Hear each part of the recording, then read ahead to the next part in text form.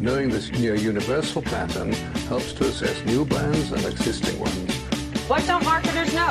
Quite a lot. Marketers We live in an anything-goes world where the latest fashion or fad drives an awful lot of practice. Segmentation is the recognition you can't serve everyone with equal satisfaction. This is the Zac Anesbury Show. Welcome! On today's podcast, we have an incredibly interesting man, Wiemer Snijders. So I first met Wiemer when he visited the Ehrenberg Bass Institute last year. We went out, we grabbed a coffee, and we discovered that we both had the same love for marketing science. But most importantly, we both had a passion for translating and applying that knowledge to a more practical and industry context. Interestingly, Wiemer is the editor of Eat Your Greens, which he published in 2018. Now, the book, it contains many short chapters from many authors, all of whom were given the exact same brief. But they actually all came up with completely different ideas. So in the podcast, you'll learn a lot about Wiemer himself, but I don't want to give too much away. So without further ado, Wiemer Snijders. Excellent. Welcome to the podcast, Wiemer. Feels like forever since I've seen you when you're in Adelaide. How have you been? Yeah, I've been good, Zach. It has been quite a while, to be honest. It's been 6-7 months, I suppose. But I've been doing well, and bit of a exciting last few months, to be honest. Since we last met, it was at the beginning of something of an exciting new period with the book that came out, and I'm sure we'll talk about some of that a bit during our talk. But a lot of fun stuff has happened since. So I'm good. Yeah, excellent. So for the listeners who perhaps don't know about you or your background, did you want to give us a bit of an overview as to who you are and the sort of key things that you'd like everyone to know about you? Should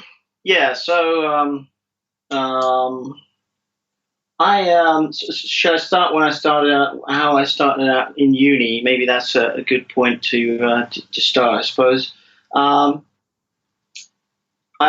I currently work as a marketing advisor, but I studied law. That was the first thing I started studying when I went to uni.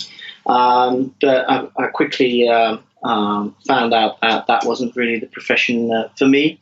And then not long thereafter, I started studying communication science and specialized in marketing communications. But I also found out that the marketing or the advertising profession was a profession where it was not only all about analyzing people, or let's say consumer behavior, and analyzing all that stuff. It was also a lot about creativity. Advertising is also something where creativity plays a large part or an important role. So I also decided to go to the Academy of Arts. So I have a background, I would say, in marketing communications, but I got educated on sort of both ends of the spectrum, I suppose, if you wish. It was an interesting time studying with people that were mainly focused on the creative end, simultaneously with people that were mostly interested in what was going on in people's brains, and on a more academic level was very interesting and fun. And when I completed those schoolings, I tried to get a job in advertising because that seemed very interesting, but that was very hard because it was at the beginning of this millennium, and there was something we would call the internet bubble. So .com crash, I think is what people called as well. So it was very hard to get a job in advertising. So I actually started out somewhere completely different or somewhere else. I started working for a music studio, a place where they were essentially a supplier to the ad industry. They were doing creating music, soundscapes, soundtracks for commercials or movies, things like that. It seemed to make sense because I saw it as a chance to at least get in touch with advertising agencies and maybe be able to get a job in advertising that way, or at least get to know more people in that industry. But as I was working for that studio, I actually found out that the advertising industry maybe wasn't all that what I thought it was, and I sort of decided not to venture into that industry or try to get a job in that industry, and I was recruited to come work for a management consultancy. I was advising clients on things like brand positioning, brand portfolio strategies, and that seemed much more interesting. Yeah. So what was it about the advertising agencies that made you, or your interaction with them, that made you not necessarily want to be a part of that industry? Well, I think that the sort of conclusion that I came to at that point was that at least it came across as an industry where if you were really interested in the sort of problem solving and what was probably called the sort of the strategy or planning aspect of it, things that I saw at the agencies that I visited or got in touch with, that didn't really seem like a very central, important role, and it was the impression I got was that it wasn't sort of the thing. It wasn't just as important as I thought it was, and it just didn't seem like an industry where I would be really happy working in and being What did you find that they were looking at instead? They were more looking to be creative or to win awards for design? Or... Well, I'm just the sort of the thing that came to mind. Although I'm sure this is not how all agencies operate, of course. But there's this expression called backfilling the data. Does that make any sense? Yeah, I think I've heard. Was it Kevin Roberts who said that famously? Yeah, exactly. Yeah, so he had an idea. And then he backfilled the concept with data. So it felt a bit like that. So you had to. I'm trying to find the right English word for it, but sort of came across as if I'm not saying planners weren't involved at the beginning of the process, but I got the impression that in many cases they actually had to sort of post-rationalize creative decisions that were made in the process, and so that's how it came across to me at the time. And again, there's undoubtedly agencies where things aren't like that, but that's sort of the idea that I got at the time. So I sort of started looking for other things, and as I said, I eventually got recruited by a management consultancy, and that's where actually some people would call it my first proper job in marketing probably started, but actually I felt like the job, the work at the studio was actually maybe even more marketing than I've ever done afterwards, in the sense that I was essentially, it was a small company, and I was responsible for various things, and just the commercial aspects of the business, so to speak. And I need to get new clients in. I needed to keep them happy, and everything around that. And that might actually be more of a real proper marketing job than advising clients on how they should go about their marketing. So I don't know. I consider it my first proper job in marketing, but yeah, sorry. So was that that's not Commercial Works, was it? No. That was that took a while before I started operating under that name. No. So just to finish off, indeed, I worked in management consulting for a while, and then, oddly enough, so I'm going to be at I don't say this in English. Well, it doesn't matter. I worked in management consulting for a while, but that sort of creative side of me kept pulling on me. I did actually. I did end up working for an ad agency for a while because they sort of. It was a very interesting agency. I felt. It was a Boston-based agency that set up their agency in Amsterdam at the time to service to global clients who were launching their brands globally, and those clients, felt that having just one ad agency in the US wouldn't be sufficient to support those efforts, so they decided to open up So they sort of convinced the agency to open up another office in Europe, which ended up being Amsterdam, and I was lured into that adventure. As I said, I sort of couldn't resist the idea of not at least having a go at it once. So I decided to work for that agency. It was called Modernista at the time.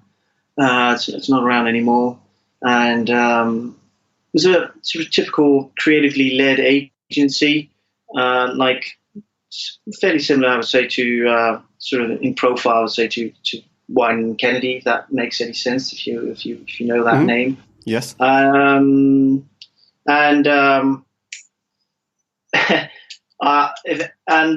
well, you need to experience things first, I suppose. And I think what I mentioned at the beginning sort of became, well, not became reality, became true, or just as a sort of experienced hands-on that indeed, if you are interested in solving marketing problems, at least agencies are probably not really the right place for people like me. So it was a very interesting period, but sort of confirmed what I suspected, and that's when I ventured off on my own. Decided to leave the agency. I actually got promoted, but when I had my yearly review, I told them I was going to leave the agency and do something else, which was a bit of a surprise. On the other end, of my motivation made sense for them, so no hard feelings whatsoever. But I did decide to leave the agency and venture out on my own, because that was around 2007, I think. Yeah. So the world still looked like a place where nothing could go wrong, and I teamed up with a former colleague with whom I worked at the management consulting firm, and we started essentially doing what we did at firm, but that just two of us, a small little team, and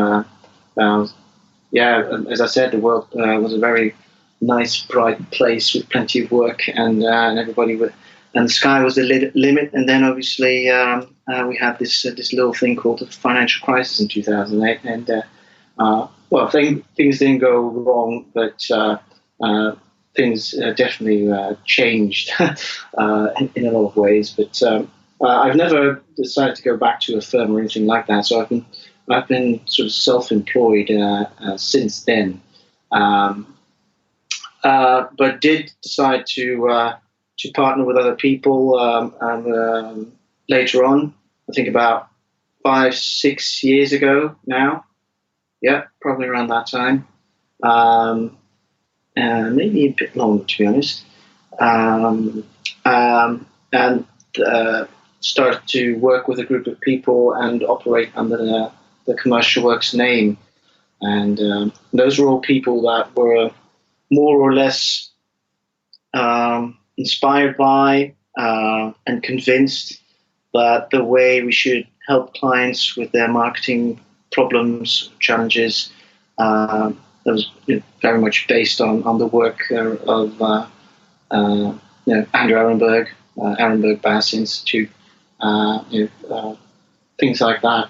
And it seems a bit odd. It's interesting to look back on that. But actually now, when I first came across that body of work, not very long after Chris Sharp published How Brands Grow, it's almost been 10 years now, I suppose. Yeah, it's almost 10 years, right? Yeah. Yeah, it just sold over 100,000 copies about a couple of months ago. So it's doing incredibly well.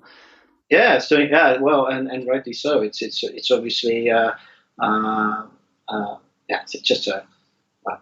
it's just a great book. It's a great summary of a lot of work by a lot of people, and so at least definitely inspired me to do things differently.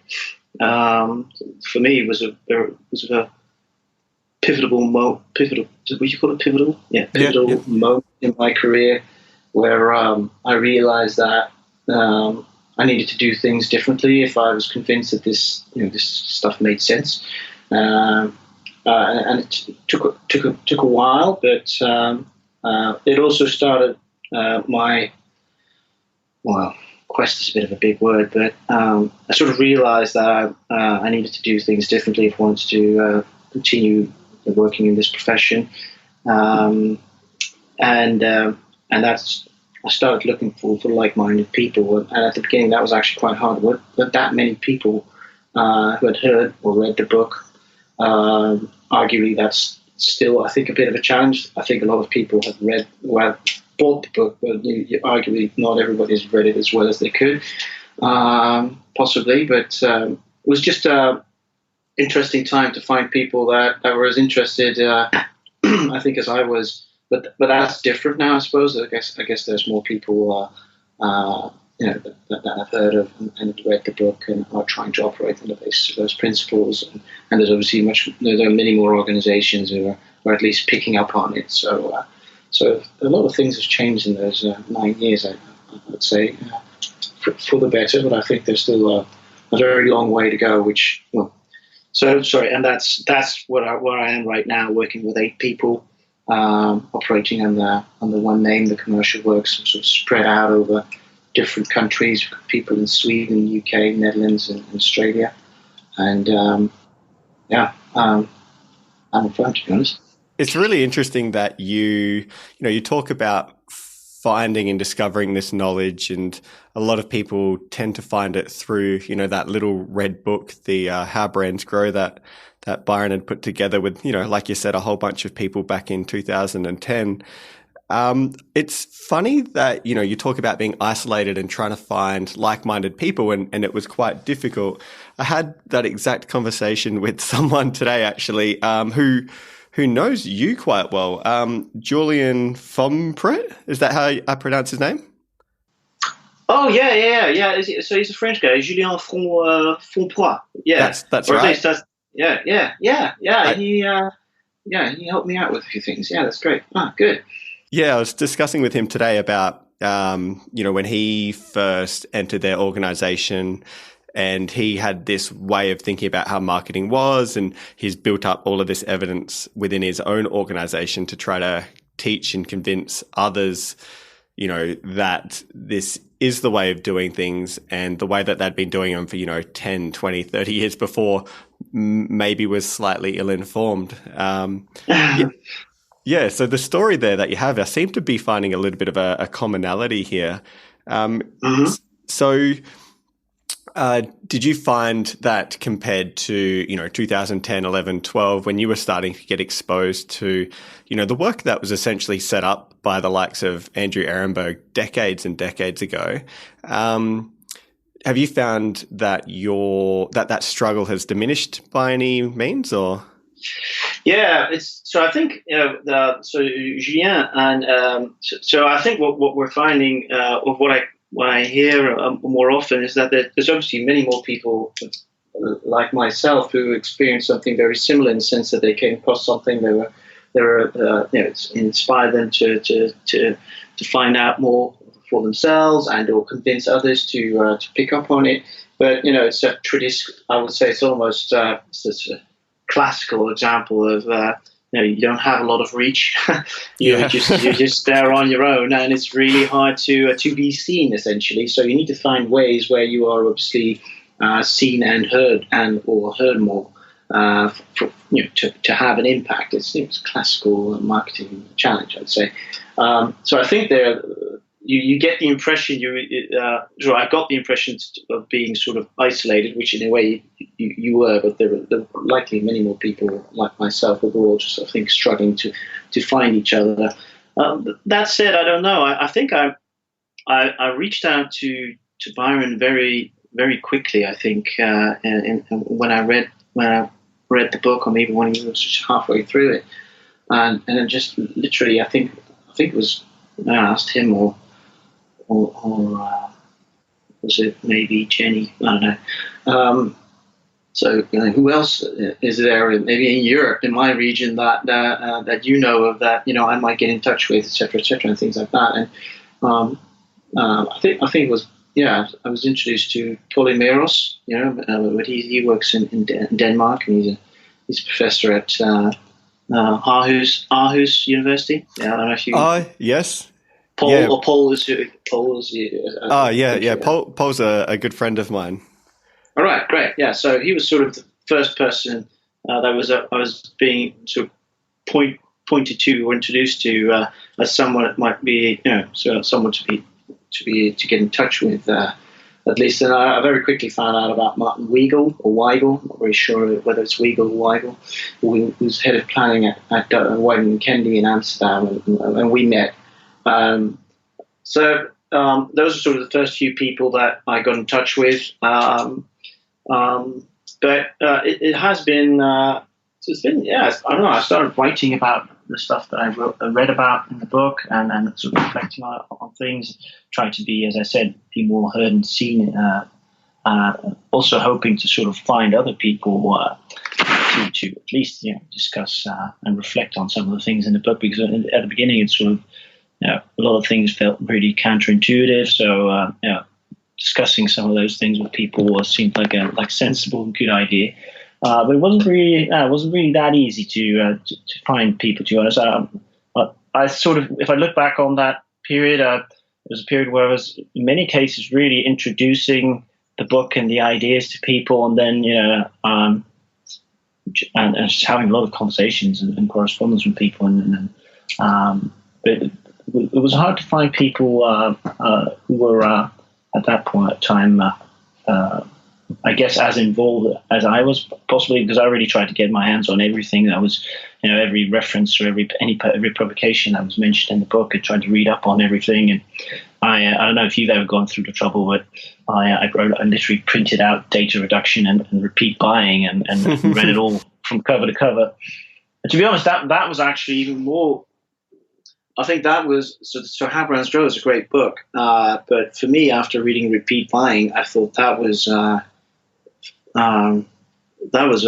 I think I could still vividly, seriously reminded of finishing the thing and thinking, "Oh my goodness, there's this man who's just been, he's been doing it all by hand in terms of the calculations and all that stuff, and he just really went out there and just said, well, let's just have a look at what people actually do before we start making all those assumptions." And as you say, you realize that that's just work from someone who did all that stuff decades ago, and why did we know about it? And it's odd and mind-boggling, and that was really sort of a moment where I thought, well, this cannot be true.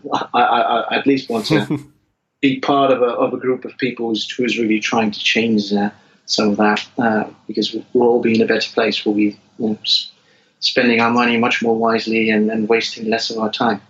So I completely agree with you. I think there's something quite unique and special about, that Repeat Buying book that Andrew Ehrenberg wrote. I think it was 88, if I remember the publication date correctly. And it's even older. It's even older than that. I think 72 is when the first book came out. I must have been reading the second edition or something. Yeah.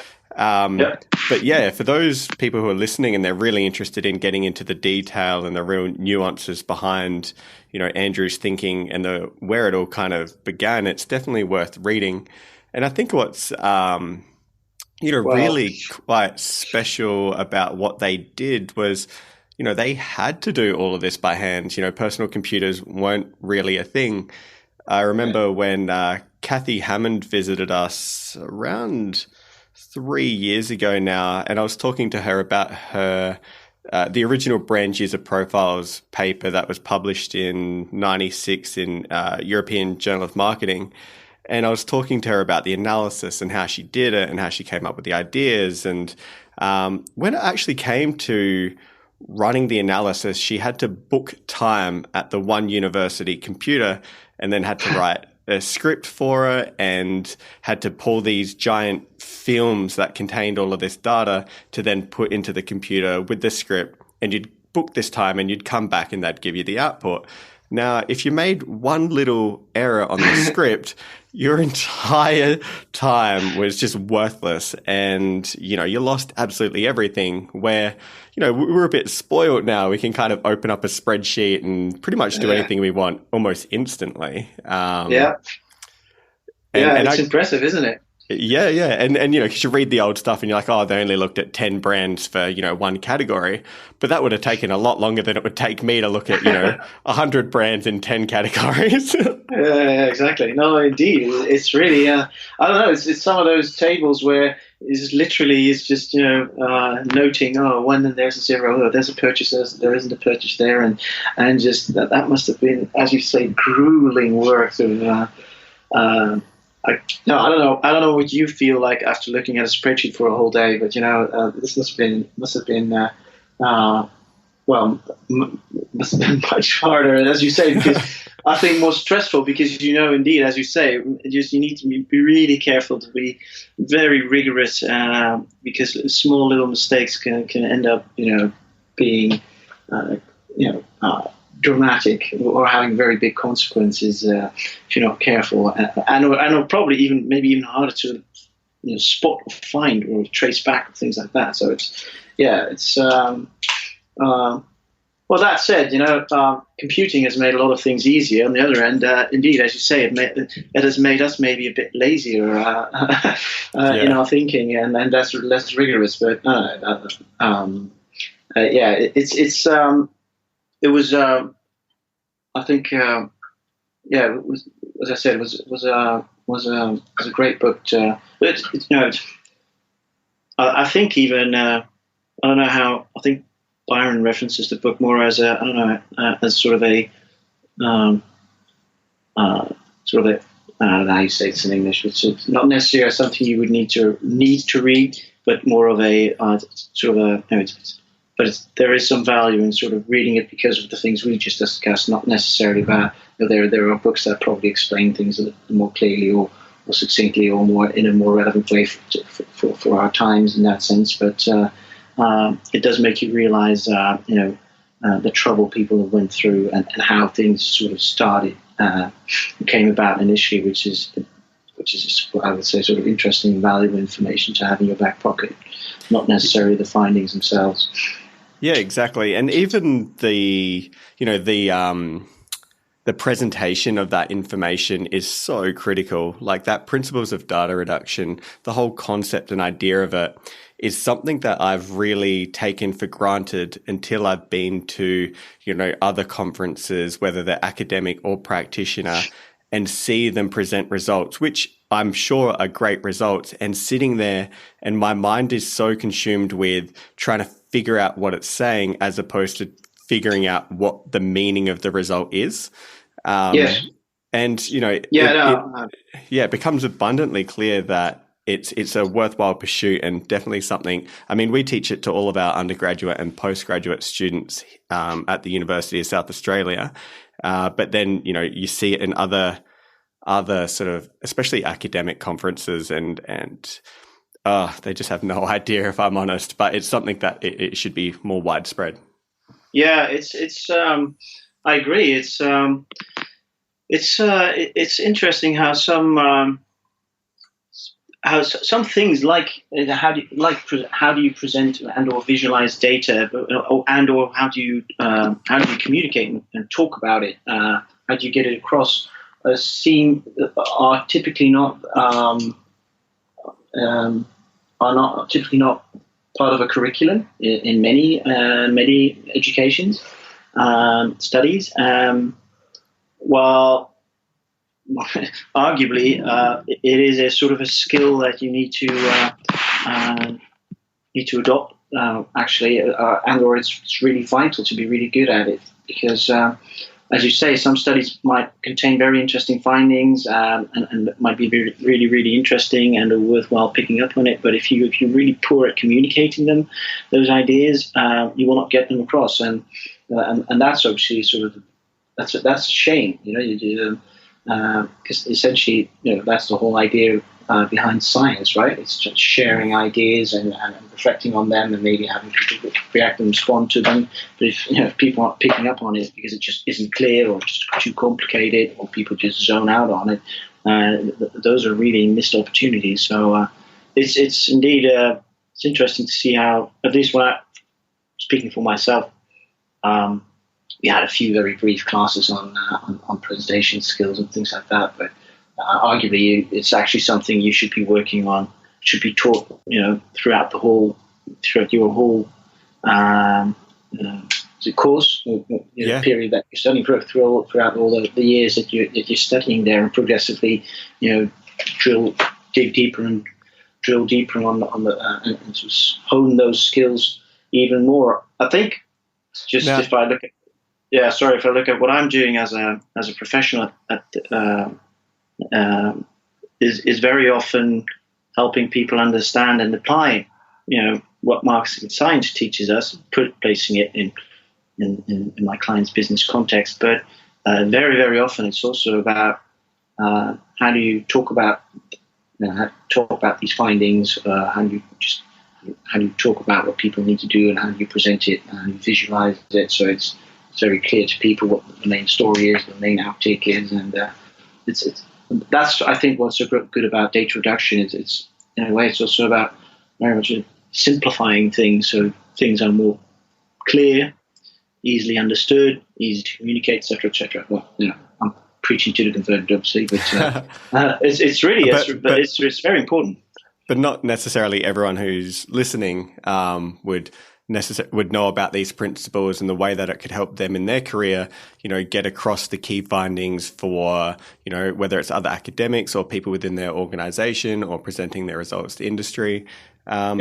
So one of the key chapters I really liked in Andrew's book was the one about using fruits such as banana as a data visualization. That's something I think you're quite well known for, right? Well, I'm trying to use it as a way to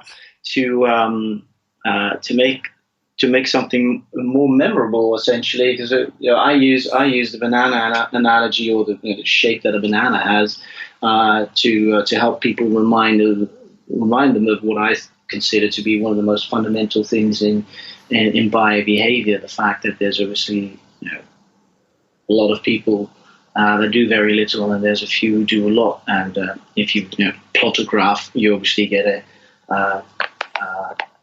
a graph with a line in it that is sort of shaped like a banana. On the left side, it's high, and then it just goes down to the bottom right.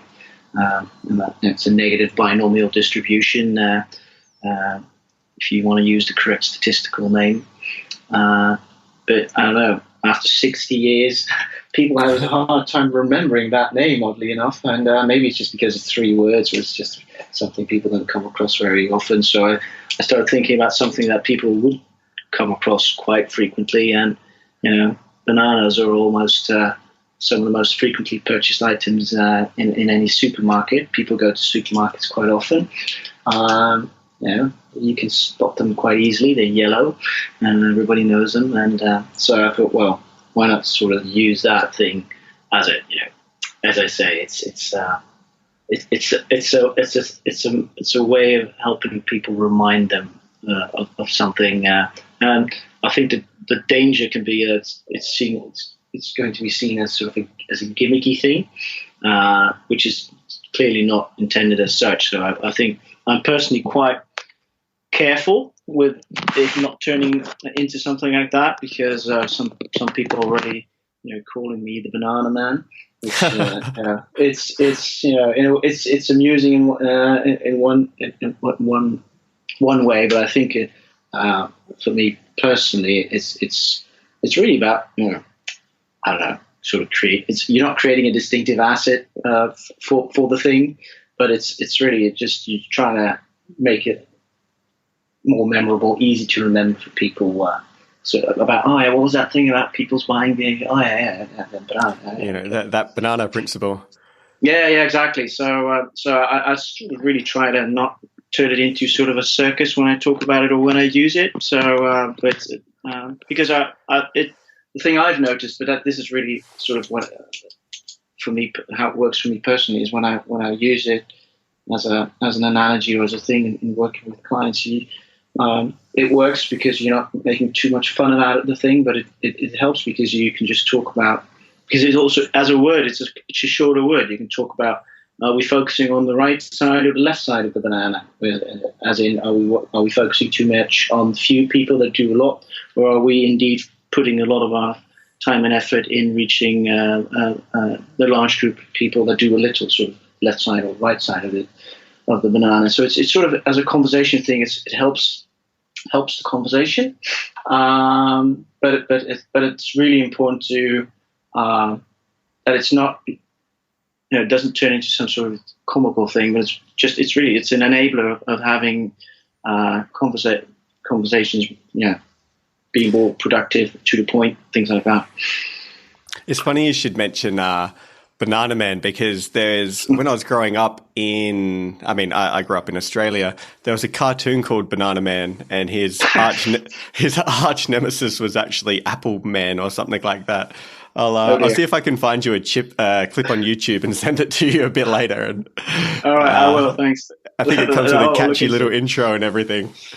Well, yeah. Well, to be honest, I think this is. I'll definitely look at it. So I appreciate that. I think, but it is exactly the sort of thing. I think you need to be, or at least I personally want to be a bit careful with in terms of, because if it's just going to be the thing that people, if it's just. It's going to be if people just remind it more as that's the thing that made us laugh, or people are reminded for I would say the wrong reasons.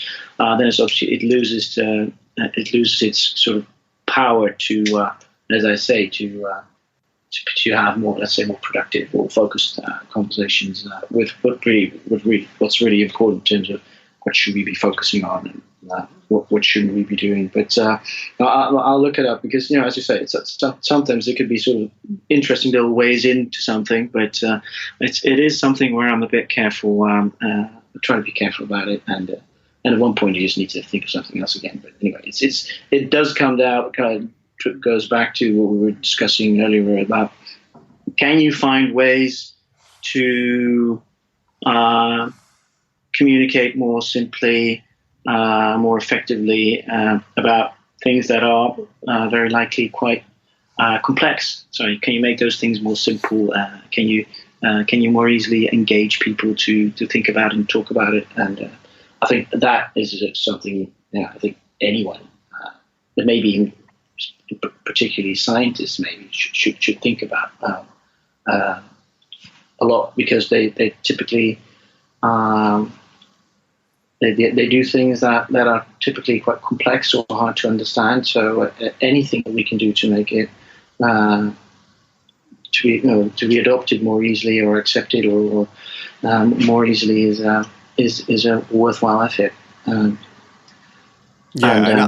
I think the negative binomial distribution's sort of one of the fundamental patterns of consumer behavior. Like, it kind of really outlines that for any category or any brand for that matter, that, you have a lot of people who in a given period of time, say 12 months, just simply aren't buying.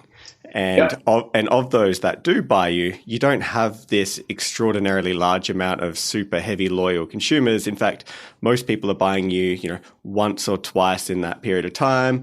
And it really sets up the rest of how we know consumers behave just from that one analysis. And that's why it's sort of one of my more sort of favorite analyses from that sort of group there that we kind of refer to as the laws of growth.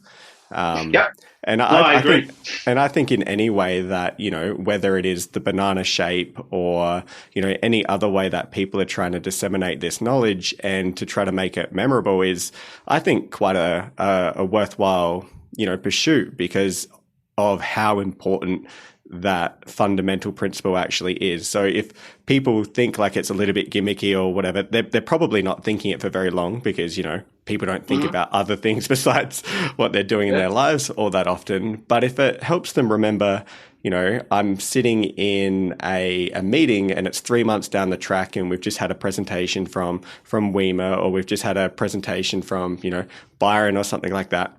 Are we going to try to have a marketing strategy that's aimed at trying to get more people to buy us once or twice? Or are we going to try to get people who are buying us, 10 times to buy us 11, 12, 13 times? And so, I think in any way you can get people to remember it and to make well-informed evidence-based decisions is definitely something that should be occurring. Yeah, I think so. For me, it's such a fundamental and important principle because it plays out in so many other in many other ways that very often if you read things that's been written about in the, let's say, trade press, very often if you just think about banana NBD, whatever you want to call it, it's a lot of things just really don't make sense and a lot of things do make sense. And I think, so one way where I use this in some of my talks is also when you look at findings, like findings from Les Binet and Peter Field's work, who've obviously done a lot of work for a while now, analyzing the IPA data bank, and then let's say over 10 years of campaigns and the results from those campaigns.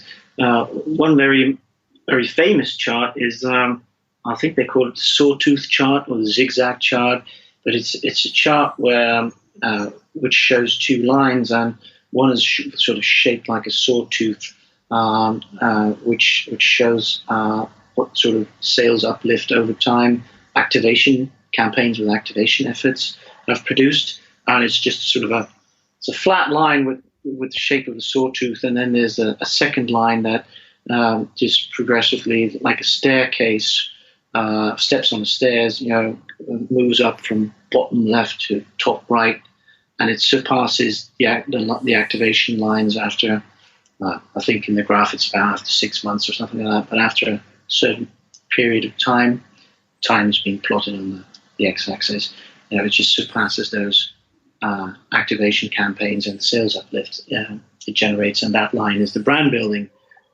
line. So the campaigns that had brand building as their objective, versus sales activation, which is primarily aimed at getting people to run to the store now, get 2 for 1, things like that.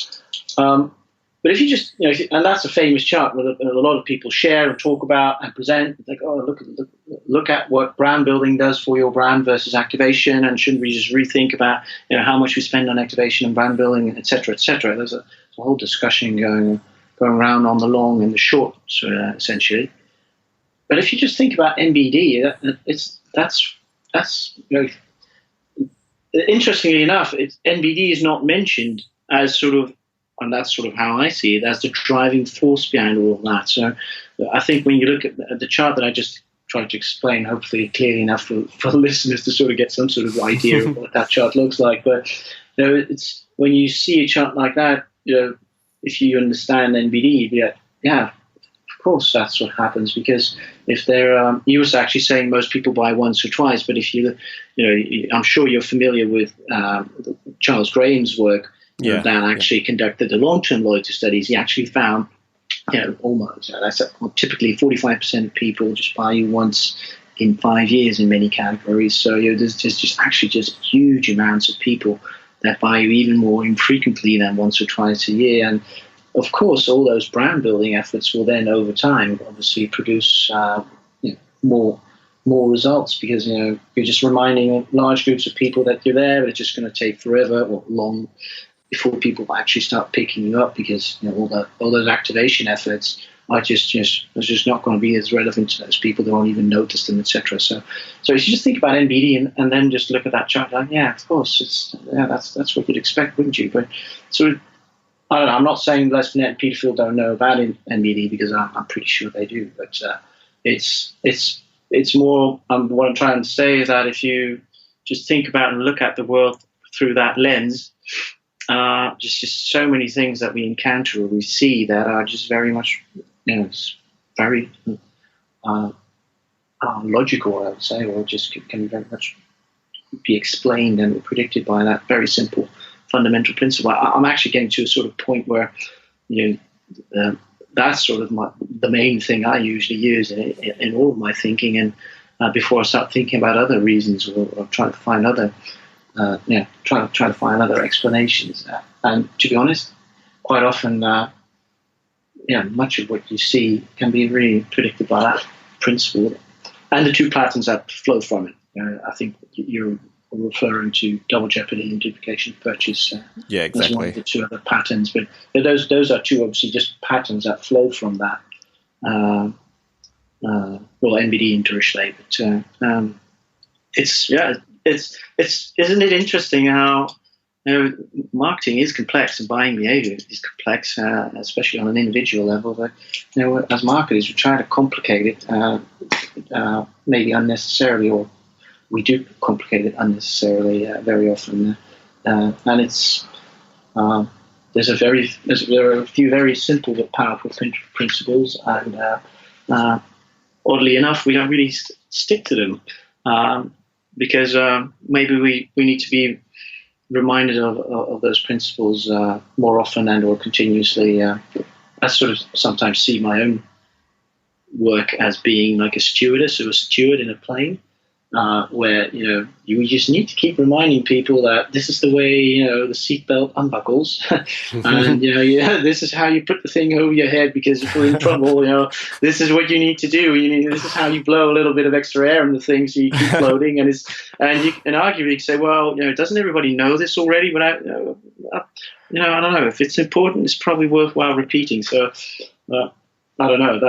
That's how I sometimes see why I'm sort of trying to be okay with the idea of sharing ideas that are 6 decades old, but it's probably worthwhile because it's important to remind people, because I think most people in advertising are not over 30, so they've probably never heard of those things. Not being there's just few universities that really cover this stuff thoroughly enough. I'm pretty sure the Basel is all over that stuff, but I'm not really sure how many other universities or places in the world this stuff is being taught as deeply and thoroughly as it probably should. So. There's maybe a handful out there, and because they're not, the home of the Ehrenberg Bass Institute, then those universities kind of get a second cut of what's going on, because they only see and get taught what is publicly available. Whereas the students here would get access to the researchers who are constantly surrounded by, the people who are some of the best in their fields at what they do, and sort of the latest breaking up-to-date knowledge of how we know consumers behave, which is one of the key reasons I think students would benefit from going here. So you did mention there, Charlie's work or Charles Graham's do with the ultra lightness of bias. And so that is part of the work is that the first chapter of Eat Your Greens? Yeah. So Charlie and I wrote that chapter together, and it is the first chapter. It's and I only wrote it after asking. So Eat Your Greens is, for those who don't know, aren't aware of the book, or don't know what the book's all about. It's a collection of articles from a fairly large group of thinkers and writers in our industry, mostly practitioners, with the exception of I would actually think Byron is probably the only real exception. Although people at the Ehrenberg Bass Institute and Byron obviously do work quite a bit for real companies, so to speak. So it's not just lab work, or in that sense. So I felt that was important for Eat Your Greens to have a book that was written by or contained stories and articles and thoughts from people who did real work, so to speak, who were in the trenches, so to speak. So what sort of authors and topics are covered in your book? Well, so the book tries to combine perspectives from people with various backgrounds. So the subtitle of the book is that it's fact-based thinking to improve your brand's health. So it's really an attempt to counter some of the nonsense in the industry, the hype. There's so much assumptions and not well argumented ideas that are being presented and shared. So this was at least an attempt to bring together a group of people that are like-minded in the way that they like to approach the profession, in a way that they offer up perspectives, but try to offer facts, ideally even evidence to support those ideas. But I wanted it to be a varied group of people, so not only people from one part of the industry, but sort of researchers and consultants or people working in advertising, media, just try to have a very sort of eclectic group of people, and I thought it would be interesting for readers at least to, not to be too academic in its setup, because fact-based thinking can quickly turn into sort of very heavy pieces. I also try to get people involved who had a very, how would you say that, sort of light writing style, or their style would be very accessible in that sense. Yeah. We even included Tom Fishburne, who's a cartoonist, obviously. But absolutely love his work. Yeah, because it's great because he's maybe not offering up facts, or maybe sometimes he does in his cartoons, but a lot of his drawings and ideas do come from in a way sort of based on research, for example. But he's just he's able to draw up something and or make a point about something where most of us would need like 3,000 words to get to that point. So I sort of appreciate his work very much in the sense that he's able to, in a single drawing, make a point that very few of us could make as succinctly as he can. So. And it's very comical, and it gets across, like you said, a huge point that, would take most of us thousands of words, or, a good sort of 10, 20-minute speech to kind of get across. And, within about 5 seconds of glancing at this image, he's able to convey such a strong message. And they're always humorous, actually, as well. I always have a good chuckle. Oh, exactly. And again, it comes back to the point we were discussing earlier. It's how do you get a message across, and you can do it with humor. There are other writers who just who can write really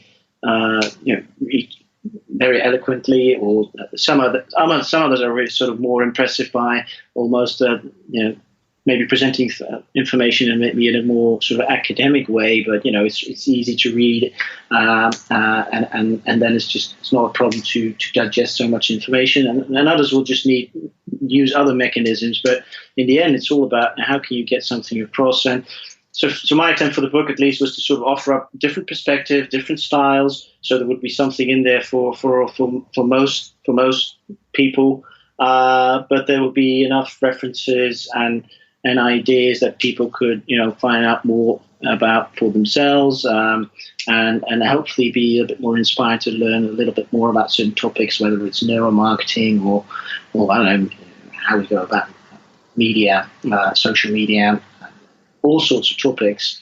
Try to really to create something that was easy to digest, easy to pick up and lay down again. I think many people nowadays sort of maybe don't have as much patience to sit down and read for a while.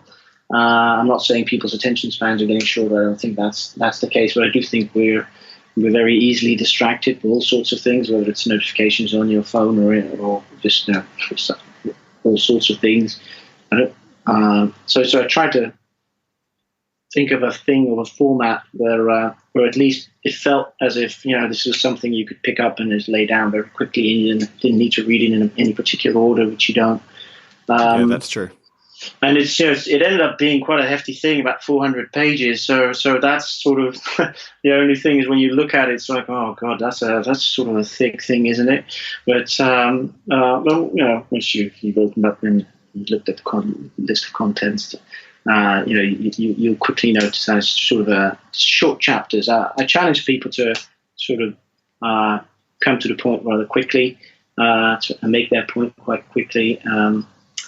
But interestingly enough, when I ask people to write and to contribute, I very specifically chose to use a very sort of simple, open briefing. I said, you can write about anything you want, but please do provide facts for your arguments, and but you can essentially write about whatever you want as long as it's about marketing, and you support your ideas with facts and or evidence. And I took a bit of a risk there. I think I wouldn't try to do it again like that if I brief people again. But interestingly enough, there are about 36 contributors in the book, and nobody wrote about NBD. Yeah, wow. And I was like, wow, this is a book about fact-based thinking and buying behavior. And I was thinking, oh my god, well, I think if we can't have a book that just doesn't at least describe or talk about that very fundamental thing, because it drives or explains a lot of the things that people are actually writing about in some of the other chapters. So that's when I decided to I decided to wait to write a chapter if there was any sort of obvious gap that needs to be filled. So that's when I decided to ask Charlie whether he would want to be part of writing a chapter about NBD, long-term buying, and all those things. So that's how we ended up with the first chapter. And but it's very close to what I do and what I believe is very important to focus on. So it was not a hard chapter to write in that sense, but it did. As I said, it's interesting how none of the other authors sort of mentioned it, especially when you just brief people on whether you can write about anything in marketing, just as long as it's fact or evidence based. My guess was that so this is why I said I wouldn't do it again, is that I thought I was running the risk that maybe, let's say, 10 authors would actually write about the same thing, maybe in a different way, but just address the same principle or idea, and they didn't. So that actually just also confirmed me to keep going at it and keep talking about NBD and be that steward or stewardess if you want. So yeah. If people are looking to buy Eat Your Greens, I know that right at the beginning there was actually a bit of a backlog of orders, right? Because demand was so high. Did I read that correctly? Yeah. I think there was an interesting thing where even Marketing Week wrote about the book as it being something you definitely needed to look into or pick up. There was a month before it was even published, so I think that would have helped. But indeed, the first few weeks it was really hard to get your hands on the book, because it was essentially just because people could pre-order, and it was sold out. And first print run, we started off quite modestly, so we needed some time to reprint things. And I think my biggest challenge is, for example, getting it more easily available in regions such as Australia, because there's quite a few people from Australia who've contributed. Mark Ritson, Byron, obviously, but Anne Ferrier, Ryan Wallman, to name a few, Kate Richardson, Ian Pritchard, so actually quite a few. And it's just really hard to make it physically available in that region. And this is the challenge, I guess, of being trying to needing to do a lot of this stuff myself. I think it has always been sort of a challenge to get publications like this available in countries like Australia, because Amazon's apparently not really good at getting those things over there. But there's various ways you can get your hands on it. Electronically, it's not going to be that hard. You can get it on a Kindle, but physically, it's if you've got any good tips, please do let me know, because it's a bit of a challenge, guys. Where would you recommend people try first? Would it be Amazon? And if they can't get a physical copy, then rely on the Kindle version? Yeah, I think so. If you want to, so as I said, the electronic version, the Kindle version, is obviously quite easily available and or downloadable. It's interesting how I think even on Amazon.com you can get the book, but actually if you go to Amazon.co.uk, I think that will be your best. That will be the best resource to get a physical copy. You can also go to the publisher's website, troubadour.co.uk, and get a copy there. But it's interestingly enough, even Amazon apparently treats their regions a bit differently. So if you go to the Dutch Amazon website, and Amazon's not very big in my country, but it's apparently you can't even order the physical copy. But if I go to co.uk, I can, which is odd in my view. But maybe I just haven't pushed the right buttons or anything like that to agree to have it sort of distributed in other regions. But it's I don't know. I've heard from the people who've contributed who mentioned that this is it's actually quite hard to get books to Australia that aren't standard typically available or because they're very popular, well-read books. For the niche books like Eat Your Greens, it's apparently a lot harder to get them physically available in regions like Australia. Yeah, I was incredibly lucky. I got sort of one of the 2 copies that were sent to the authors. Ah, good. Yeah, so I've got one sitting, well, it was sitting on my window, but my office is undergoing renovation, so it's currently packed away, but it normally sits on my window next to my desk. All right, that's good to hear. It's a great laptop stand as well. No, I have to admit, I've used the Institute used to publish their sponsor reports, the corporate sponsor reports, in like a hard covered binded thing. They don't do that anymore, but I've got one of the old school copies of that I use as a bit of a laptop stand. Oh, don't tell! I won't tell anyone that. No, I use it as a bit of inspiration. I look at it, I'm like, I think I've got my name's on about 4 of them now, so I'm pretty proud of that one. Oh, yeah, well done. Yeah, great.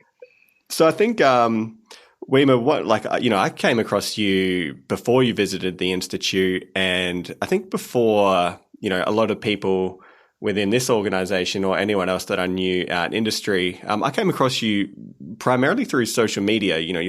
I think you're extraordinarily good at promoting yourself and, putting your name out there and building that mental availability with everyone. Is that like a conscious strategy you have? And what would you kind of recommend to other people who are trying to do the same approach? Because some of the people who listen to this podcast are thinking, I'd like to replicate what Wiemer's done. I'd like to learn from his success and his mistake, and I'd like to build a bit of a brand for myself outside of just my organization. Is there any tips that you would recommend they do, or any things that you'd recommend they avoid? Well, yeah, I think I think I'm not so. I try to stick to some very basic principles when it comes to the creating the mental availability thing. I'm obviously I'm not part of a multi-billion corporation who has tremendous ad budgets to spend on visibility. And that's actually that's what most mid-sized companies will have in terms of a challenge, in the sense that they typically don't have the money to spend on a thing you would call advertising. So for me, my way of being noticed is obviously try to write and talk about things that are interesting enough so people are willing to pick it up or publish it or allow for some time on a stage to talk about things. I think, it sounds boring, but it's really, you need to find something to talk and to write about, and I think you need to sort of balance two things. I think you should think about who your audience is and what they are interested in, but I also think you should, at the same time, you should write and or talk about things or do things that really do interest you, because otherwise it's probably very hard to keep going at it, because that is I'm not venturing into you need to have grit kind of things, sort of ideas, but you need to sort of be able to motivate yourself to keep going to keep working at something. And if that isn't something that interests you, that's, at least for me, then it's harder to stick with it. Well, you've done your PhD, I think. It's very similar for things like that. You do need to find something that you are genuinely interested in looking into, to continuously work at. Because I think the challenge obviously is because you don't have the budgets to be seen very quickly by many people. You need to keep chipping away at it, and it's going to take time. And that's the thing; it's going to take time before people will probably start noticing you.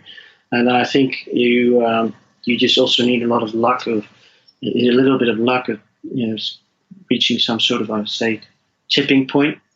And I think for me,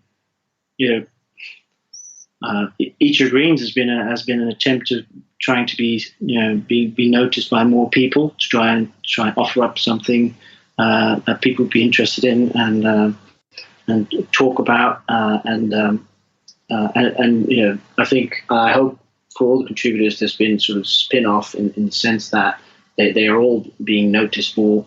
Some will need it more than others.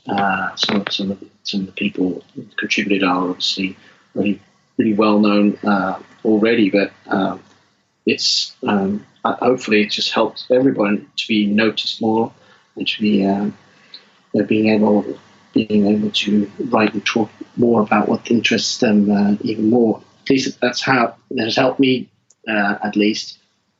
But in the social media space, as you mentioned, that's just really continuously thinking of ways where you can sort of, not always. You can add to the conversation, or you can just share your ideas and thoughts, and or interact with others on what they think, and just continuously go at it more. Keep going at it, I would say. There's not a real big plan other than some very simple principles about how can I make sure that I'm being noticed more often. I do try to find places where I can be seen or heard, where I think the audience will be sort of new. So I was thinking about in terms of incremental reach, if you wish. So can I find places where there are people that have probably never heard of me? Can I find more of those places? Because in the end, that will probably just help reach more people, get more exposure, and or the opportunity to maybe interest a few people that will maybe talk about me or suggest me or offer me up somewhere else. So it's very simple principles in that respect. Just keep finding topics that interest you, that you think are worthwhile sharing. Try to present those in simple, engaging ways. I try and just and as I said, just really try to keep going at it, and try to be a sort of nice person, which sounds like a very obvious thing, but I think just being polite, nice, friendly, asking people things kindly, show genuine interest in others will also help you get a long way. Just be genuinely interested in others and sincere. It almost sounds corny, but those are really sort of the things that I can really think of if I just think about how I try to go about doing my thing. But apparently, well, it works to a certain extent, which is great. But there's no real complicated master plan behind any of it that's more complicated than I just explained there, I would say. So I don't know. Well, maybe it's a good thing. It keeps it simple. Yeah. Oh, I think that's absolutely incredible advice. For me and for many of the other people who are listening. I'm very conscious of your time, so you have a bit of a writing day planned today, do you? Yeah, I've. So this is what you get when you ask people to contribute to something you're trying to put together. You're getting some of those requests back now. So I've written a few contributions, fairly minor, but I've now got two things on my plate where I agreed to write contributions to two upcoming books. I'm not yet going to tell you by whom. I'm just going to let those people choose their moments to communicate about that. But it's not I don't know. I think I'm at a point which many people who write regularly sort of will probably recognize is that you want what you want to write about, or you have this vague idea, and then you just need to get behind your desk and start writing. And I just had one of those days yesterday, and I'm sure I'm going to have one of those days today. Is that when you're actually spending maybe 8 or 10 hours behind your laptop, and you've just at the end of the day you've just written 5 sentences maybe. And it sort of feels very frustrating, but you need to get through it, and then it's just a couple of those days, and then it's sort of the whole machine. Your brain is working really hard. It doesn't really look. And then you have the days where you just write and you write and you write, and it's just like almost as if something's doing it for you, and you get so frustrated. You're like, why can't I be like this every day? Yeah. Well, I think, to be honest, I don't write that often. I think it's like a muscle. I think if you write regularly and like almost on a daily basis, I think it will become a bit. It will become easier or more easy. Although, because when I wrote the first chapter for Richard Greens, I think I spent days and days just rewriting and discussing it with Charlie and rewriting it. And at one point, it became more enjoyable and more easy to sit behind your laptop and do that work. But it's that if you haven't written something for a while and you do want to write something proper and actually you're not allowed to use as many words. It's sort of a hard speed bump you need to get over before you can indeed push the pedal to the metal. Is that what you say? And just get it going. I'm a bit, and it's not helping that it's warm, hot, and humid. So I'm really feeling sorry for myself. But I need to indeed spend a few hours looking at my screen, but I'm sure it's going to be fine. But as I said, that is also just part of the thing you just asked. You need to realize that if you need to constantly sort of think about ways of being seen, and contributions like this are obviously part of that. So it's just you need to get through it, and it will be fine.